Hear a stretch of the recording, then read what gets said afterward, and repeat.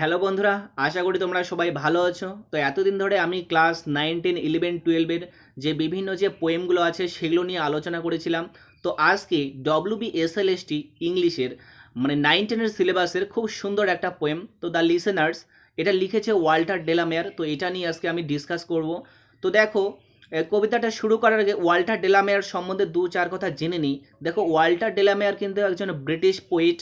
আমরা জানি যে ইনি ইংল্যান্ডের একজন পোয়েট এবং নভেলিস্ট। তিনি নভেল লিখেছেন এবং কি এনার যে ডিসেন্টটা, ইনি কিন্তু বন্ধুরা ফ্রেঞ্চে যে আছে প্রোটেস্ট্যান্ট। এনার বাবা মা কিংবা তার পূর্বপুরুষরা কিন্তু ফ্রেঞ্চে প্রোটেস্ট্যান্ট যে খ্রিশ্চানদের যে একটা গ্রুপ আছে, তো সেই গ্রুপের মধ্যে তার বংশধর, অর্থাৎ তিনি সেই গ্রুপেই কিন্তু বিলং করেন, প্রোটেস্ট্যান্ট ফ্যামিলির অন্তর্গত তিনি একজন। তো দেখো, ইনি কিন্তু ছোট শিশুদের জন্য যে শর্ট স্টোরি বলো, বিভিন্ন যে লেখাগুলো, তার জন্য কিন্তু বেশি বিখ্যাত। এবং এই ওয়াল্টার ডেলামেয়ার কিন্তু বন্ধুরা মনে রাখতে হবে, ইনি কিন্তু একজন মডার্ন পোয়েট এবং ইনি কিন্তু হরর থ্রিলার, অর্থাৎ এই যে অতি প্রাকৃতিক, অর্থাৎ স্পিরিট, ভূত, এগুলো নিয়ে কিন্তু তিনি অনেক লেখায় লিখেছেন এবং তার জন্য কিন্তু ইনি বিখ্যাত, খুবই বিখ্যাত ইনি। তো দেখো বন্ধুরা, এই যে আমাদের আলোচ্য পোয়েম দ্য লিসেনার্স, এটা কিন্তু পাবলিশ হয়েছিল the listeners and other poems এই সংকলনে 1912 খ্রিস্টাব্দে। তো ওয়াল্টার ডেলামেয়ারের সারা জীবন ধরে যে সমস্ত কবিতা লিখে গেছেন, তার মধ্যে দ্য লিসনার্স কিন্তু অন্যতম। এই পোয়েমটার জন্যই অ্যাকচুয়ালি এই ওয়াল্টার ডেলামেয়ার খুবই ফেমাস। তো চলো বন্ধুরা, পোয়েমটা শুরু করি। তো দেখো, পোয়েমটা আমি ব্যাকগ্রাউন্ড কিছু বলছি না, তোমরা অনেক বই ঘাটলে অনেক কিছু ব্যাকগ্রাউন্ড তোমরা পেয়ে যাবে। তো আমি সিম্পলি এই পোয়েমটাকেই ডিসকাস করব, যে পোয়েমটার ভিতরে একটু যাওয়ার চেষ্টা করব, যে পোয়েমটার ভিতরে আছে তো আছেটা কি। তো দেখো বন্ধুরা, এর যে টাইটেলটা সেটা কি, দ্য লিসেনার্স। এখানে লিসেনার্স মানে কি, লিসেনার্স মানে হচ্ছে শ্রোতা, অর্থাৎ অডিয়েন্স। তো টাইটেলটা থেকে বোঝা যাচ্ছে বন্ধুরা, এখানে কিন্তু বক্তার থেকে, অর্থাৎ স্পিকারের থেকে এই যে শ্রোতা, যারা অডিয়েন্স, তাদের উপরে কিন্তু গুরুত্ব আরোপ করা হয়েছে বেশি।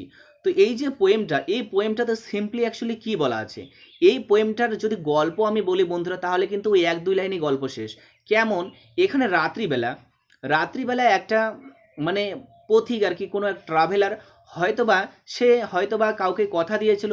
তো সেই রকমই সে বনের মধ্যে একটা নির্জন বাড়িতে সে আসে এবং গেটে দাঁড়িয়ে সে এক এক করে 3-3বার টোকা দেয় এবং সে জানার চেষ্টা করে যে সেখানে এই বাড়িটাতে সেখানে কেউ কি আছে, এই বাড়িতে যে এসেছে, যে যাকে হয়তো বা সে প্রমিস করেছিল যে ঠিক আছে আমি আসব, তাকে যে বলেছিল, তো সে এসে বলছে যে এই বাড়িতে কেউ কি আছে। তো তো সেই রকমই 3-3বার টোকা দেওয়া সত্ত্বেও, 3-3বার দরজায় ধাক্কা দেওয়া সত্ত্বেও কেউ কিন্তু কড়া নাড়েনি।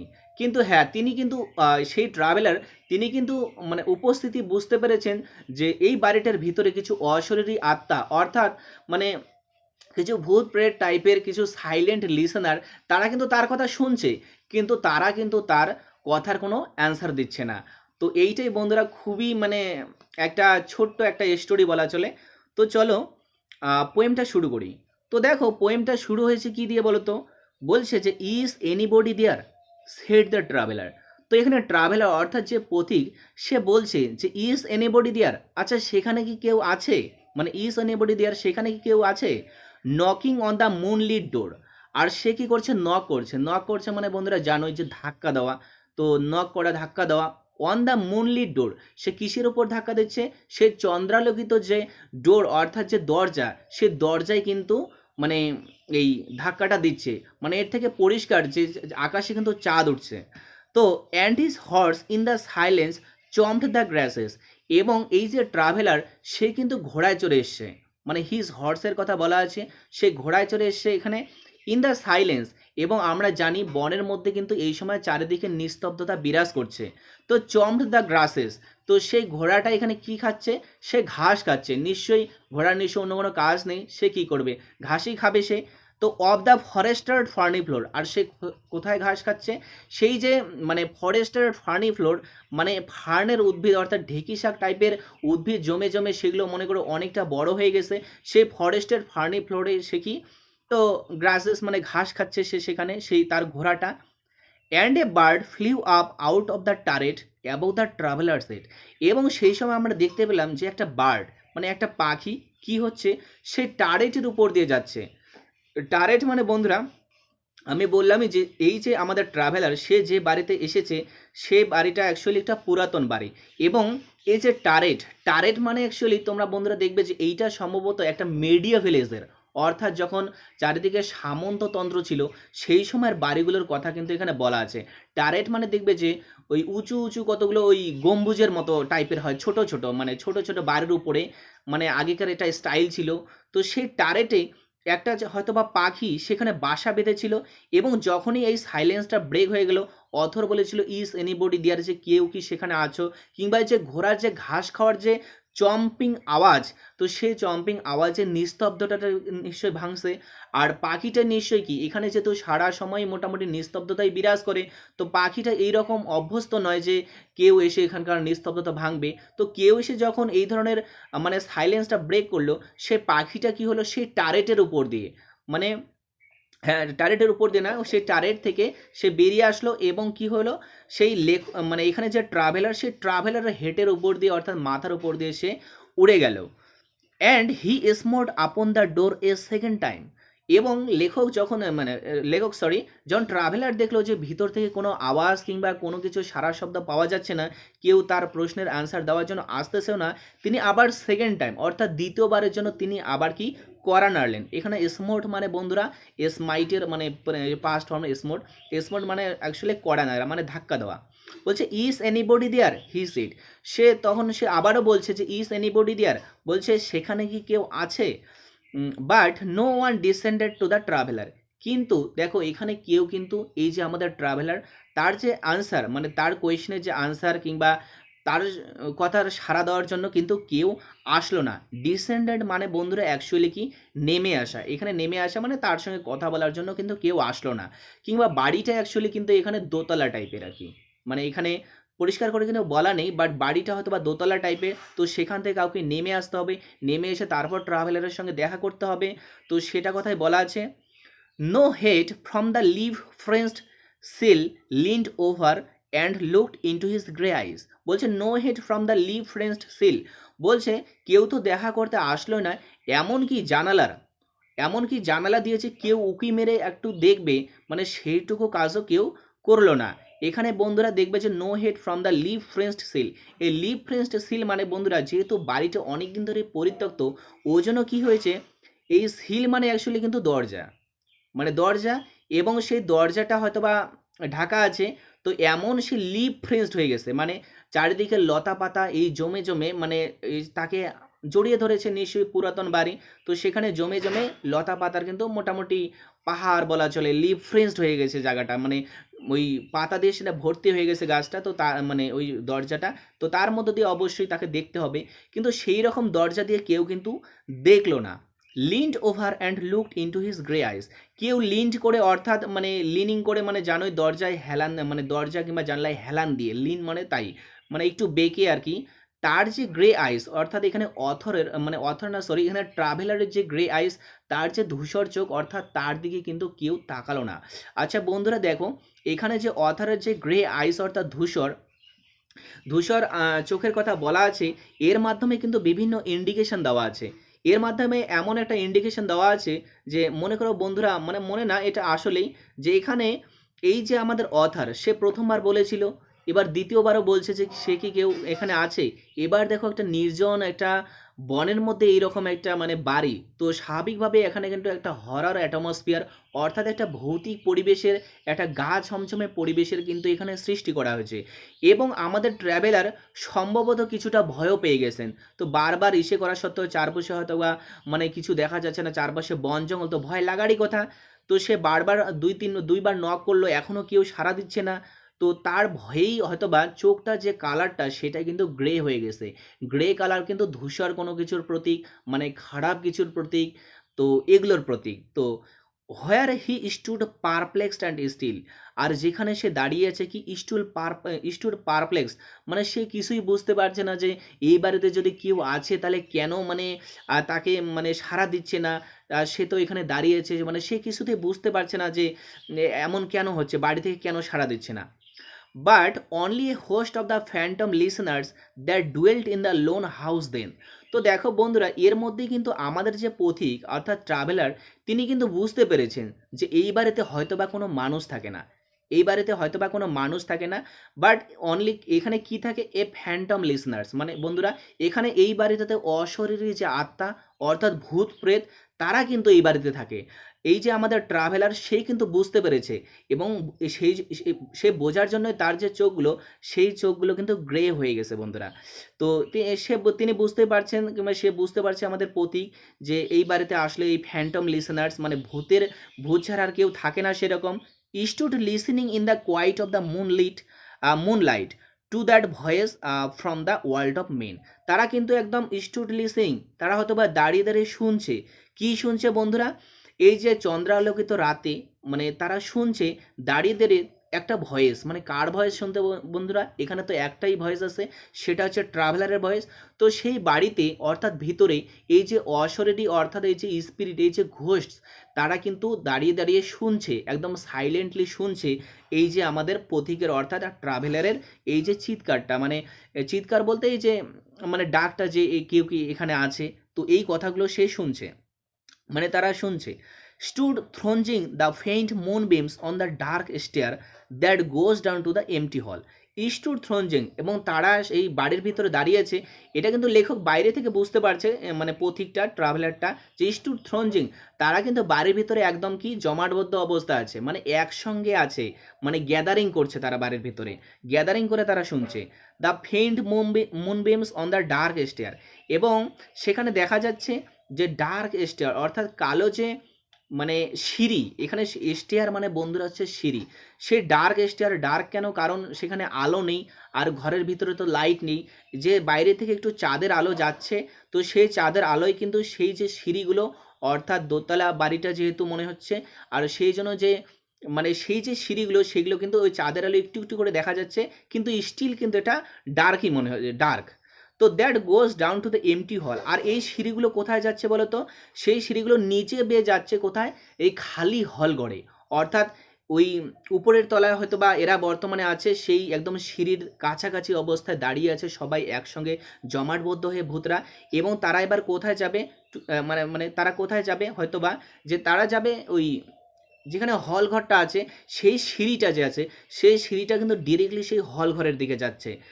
হার্কেনিং in an air stirred and shaken by the lonely traveller's call.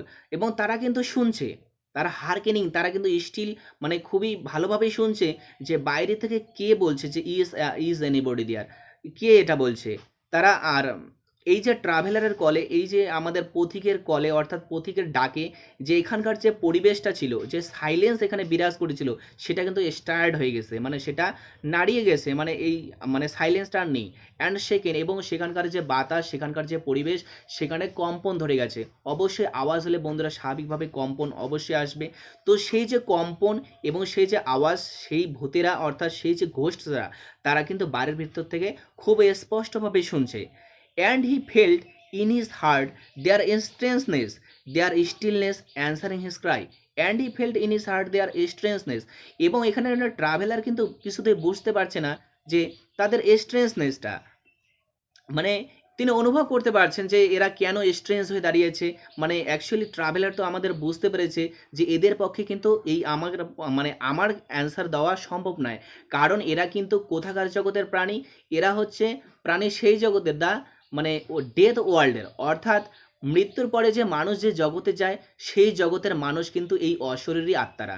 মানে সেখান থেকে নিশ্চয়ই তারা সেই দরজা, কিংবা এই যে জীবন আর মৃত্যুর মধ্যে যে মানে এই ব্যারিয়ারটা যে আছে, সেই ব্যারিয়ারটা ব্রেক করে নিশ্চয়ই তারা আসতে পারবে না। তারা, কারণ এখানে একমাত্র জীবন্ত হচ্ছে আমাদের কি, অবশ্যই এই ট্রাভেলার। এবং আরেকজন জীবন্ত কিন্তু আছে বন্ধুরা, সেটাও মনে রাখতে হবে। একজন যে শুধু ট্রাভেলারই জীবন্ত তা কিন্তু না, তার সঙ্গে যে ঘোড়াটা আছে সেও কিন্তু জীবন্তই। তো তো সেটাই বলা হচ্ছে, এই জন্য তিনি স্ট্রেঞ্জনেস কিন্তু উপলব্ধি করতে পারছেন এই আমাদের ট্রাভেলার, কারণ তিনি জানেন মৃত্যুর পরে ওই জগৎ থেকে আর আসাটা সম্ভব নয়, এবং তার সঙ্গে কমিউনিকেট করাটাও সম্ভব নয়। দেয়ার স্টিলনেস অ্যান্সারিং হিজ ক্রাই, এবং তাদের যে স্টিলনেস, তাদের যে এই যে নিস্তব্ধতা, তাদের যে সাইলেন্স, এটাই হয়তো বা আনসার, মানে এটাই হয়তো বা আনসার তার ক্রাইয়ের, অর্থাৎ এখানে ট্রাভেলারের ক্রাই।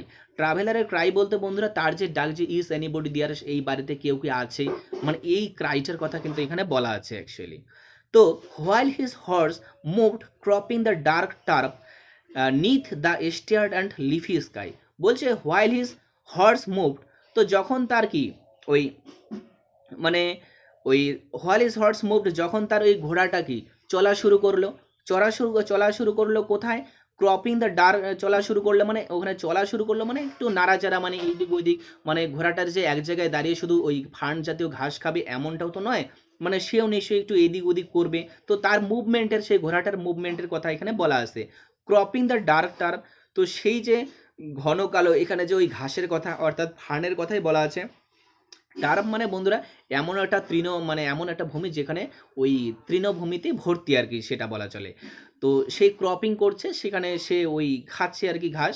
তো neath the star and leafy sky, এবং কিসের নিচে, স্টার্ড অ্যান্ড লিফি স্কাইয়ের নিচেই তারা আছে বর্তমানে। স্টার্ড মানে বন্ধুরা এমন একটা আকাশ যেখানে ওই তারায় ভর্তি আছে, and leafy sky, and leafy স্কাইয়ের কথা কেন বলা আছে বন্ধুরা, তার কারণ হচ্ছে এই যে আকাশটা, মানে এখানে কবিরা, মানে এখানে যে ট্রাভেলার আছে সে কি ঘন জঙ্গলের অর্থাৎ ঘন গাছগুলোর কি নিচে আছে, এবং সেখান থেকে যখন উপর দিকে দেখা যায়, সেই উপরে যে গাছের যে পাতাগুলো তার মধ্য দিয়েই তো আকাশটাকে দেখতে হবে না, তার মধ্য দিয়ে তো চাঁদের আলো আসতেছে। তো উপর থেকে মনে হবে যে আকাশে যেন প্রচুর ওই মানে ওই লিফি অর্থাৎ গাছের লতা পাতা, তো এগুলোর মধ্য দিয়ে যেহেতু দেখতে হয়, এই লিফ বলতে কিন্তু এখানে গাছের লতা পাতার কথাই বলা হয়েছে। এখানে কিন্তু আকাশের কোনো লিফ কিংবা আকাশের যে কোনো পাতা থাকবে সেটা কিন্তু বলা নেই, যেহেতু ওই পাতাগুলোর ফাঁক দিয়ে দেখতে হয় আকাশটাকে, সেই জন্য লিফি স্কাইয়ের কথা বলা আছে। আর স্টার্ড মানে হচ্ছে কিন্তু আকাশে মানে মানে তারায় ভর্তি আছে আর কি। For he suddenly smote the door even louder and lifted his head, এবং আমরা থার্ড টাইম দেখলাম যে ফর হি সাডেনলি, সে হঠাৎ করে আবার জোরে ধাক্কা দিল, মানে সে আগের দুইবার যে জোরে, মানে প্রথমবার একটু আস্তে দিয়েছিল, তারপর আর একটু জোরে, এবার একদম সুপারলেটিভ ফর্মে চলে গেছে, মানে একদম জোরে করে সাডেনলি হঠাৎ করে সে ধাক্কা দিচ্ছে, হঠাৎ করে কড়া নাড়ছে সে, ইভেন লাউডার সে আরও বেশি জোরে, অ্যান্ড লিফটেড হিজ হেড, এবং তার যে মানে মাথাটা সে উপর দিকে তাকালো, যে আচ্ছা মানে সে কেউ কি আসবে কিংবা উপর থেকে কেউ কি উকি মারছে, মানে এগুলো কিছু, আর তার তো ভয়ও লাগছে যে উপর থেকে আবার মানে কেউ আসতেছে কিনা, তো এইরকম সামথিং আর কি। তো সে বিভিন্ন রকম সিগন্যাল পাওয়ার চেষ্টা করছে। Tell them I came and no one answered, বলছে তাদের বলছে তখন এই অশরীরী আত্মাদের এই যে এইরকম সাইলেন্স, কিংবা ভিতরে তিনি বুঝতে পারছেন কেউ না কিছু কেউ উপস্থিত আছে, তো এদের যে সাইলেন্স, তো এরা যেহেতু তিনবার ডাকার পরও মানে কোনো অ্যান্সার দিচ্ছে না, তো তখন আমাদের ট্রাভেলার বলছে যে টেল দেম আই কেম, বলছে তাদেরকে বলে দিও যে আমি এসেছি, অ্যান্ড নো ওয়ান অ্যান্সার্ড, এবং তারপরেও কিন্তু কোনো অ্যান্সার শোনা গেল না। That I kept my word he said, তখন ট্রাভেলার বলল যে তাদেরকে বলে দিও যে আমি এসেছিলাম এবং আমি আমার কথা রেখেছিলাম। এর কথা মানেই বন্ধুরা যে এইখান থেকে কেউ কিন্তু তাকে কথা দিয়েছিল যে তুমি এই বাড়িতে আসো, আমি তোমার সঙ্গে এই বাড়িতে দেখা করব, কিন্তু আসার পরেই কিন্তু এই রকম পরিস্থিতি সৃষ্টি হয়ে গেছে। দেখছে যে এখানে তো কেউ নেই, অশরীরী আত্মারা ভিতরে আছে বা হয়তো, তো তারাও কোনো অ্যান্সার দিচ্ছে না। তো তিনি বলে গেছেন যে এই ডেস্টিনেশনে অর্থাৎ এই লোকেশনে আমাকে আসার কথা বলা হয়েছে, আমি এসেছি, তোমরা তাকে বলে দিও যে আমাকে আসতে বলেছে। তো never the least stir made the listeners though every word he spake, তো এবারও কিন্তু এত কিছু বলার পরও সেই যে সাইলেন্ট লিসেনার্সরা তারা কিন্তু কোনো অ্যান্সার দিচ্ছে না, তাদের কোনো সাইলেন্স ব্রেক করার কোনো মোটিভ কিন্তু এখানে দেখতে পাওয়া যাচ্ছে না। যতই সে আমাদের সে ট্রাভেলার কথা বলুক না কেন, তারা কিন্তু স্টিল একদম সাইলেন্ট। এখানে স্পেক মানে বন্ধুরা স্পোক, মানে এগুলো আসলে আর্কাইভ ফর্ম ইউজ করা আছে, এটা মানে স্পেক থেকে এটা স্পোক হবে অ্যাকচুয়ালি, আর্কাইভ ফর্ম। ফেল ইকোয়িং through the shadowiness of the still house from the one man left awake, এবং আমরা বুঝতে পারছি ফেল ইকোয়িং through the shadowiness of the still house, মানে এখানে এই যে কথাগুলো বললো যে tell them I came that I kept my word, এই কথাগুলো কিন্তু কি হয়েছে বলো তো বন্ধুরা, এই যে বাড়িটার ভিতরে সে যে স্টিল হাউস মানে কেন বন্ধুরা, কারণ সেখানে তো কি কোনো কিছুই নেই না, মানে সেখানে তো নিস্তব্ধতা বিরাজ করছে, ওই জন্য স্টিল হাউসের কথা বলা হচ্ছে।